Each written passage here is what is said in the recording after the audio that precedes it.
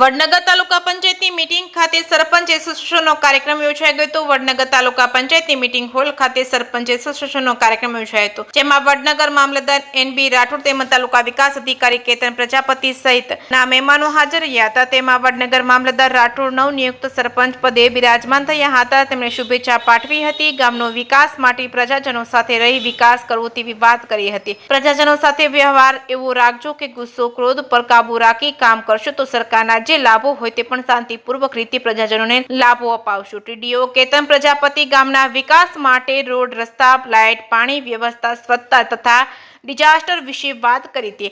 આમ જોવા જઈએ તો શ્રાવણ માસના પવિત્ર દિવસે સરપંચ એસોસિએશનનો કાર્યક્રમ થયો હતો, જેમાં બ્રહ્મા વિષ્ણુ અને મહેશ ત્રણેયનો સમાવેશ થયો હતો। એટલે કે સરપંચ તલાટી વિકાસ અધિકારીએ સાથે રહી પ્રજાજનોના તથા ગામના વિકાસ માટે સરકાર તરફથી જે ગ્રાન્ટનો ઉપયોગ કરી વડનગર તાલુકાના ગામડાઓને ગોકુળ યુગામ બને તેવા વિકાસ કરવો, જેની સાથે આવાસ યોજના જેવી યોજનાઓનો લાભ મળે તેવું સરપંચોએ ધ્યાન રાખી પ્રજાજનો લાભ અપાવવો, સાથે રહીને ગામનો વિકાસ કરવો, સ્વચ્છતા પર ભાર મૂક્યો હતો। જે કેસી ગુજરાતી સાથે જીગર પટેલ, વડનગર।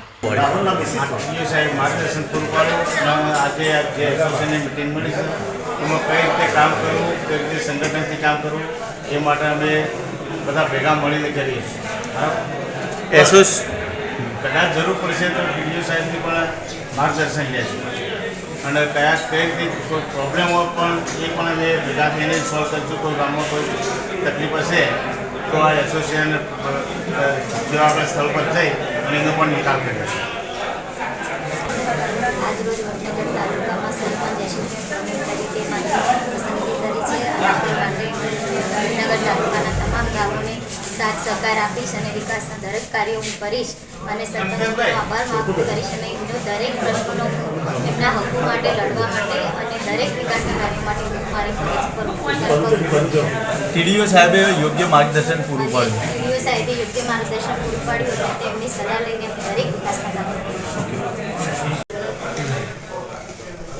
આ અમારું વડનગર તાલુકા સરપંચ એસોસિએશન બનાવ્યું એ તમામ સંગઠનના અને સાથ સહકારથી અને અમારે જે પ્રશ્નની રજૂઆત હશે ટીડીઓ સાહેબ તો મામલતદાર કે ઉપલા લેવલે હશે તો અમે એક સહકારથી કામ કરીશું અને જે અધિકારોની માગણીઓ છે કે અમારા જે હકો છે એના માગણી માટે અમે પૂરા પ્રયત્ન કરીશું।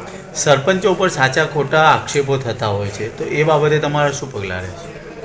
આક્ષેપો થતા હોય તો અમારો યુનિયન તેઓ જે તે ગામમાં જશે અને જેને આક્ષેપ કર્યા એને મળીશું। અમે મળ્યા પછી એનું નિરાકરણ કરવાનો અમે પ્રયત્ન કરીશું અને સમજાવવાનો પ્રયત્ન કરીશું।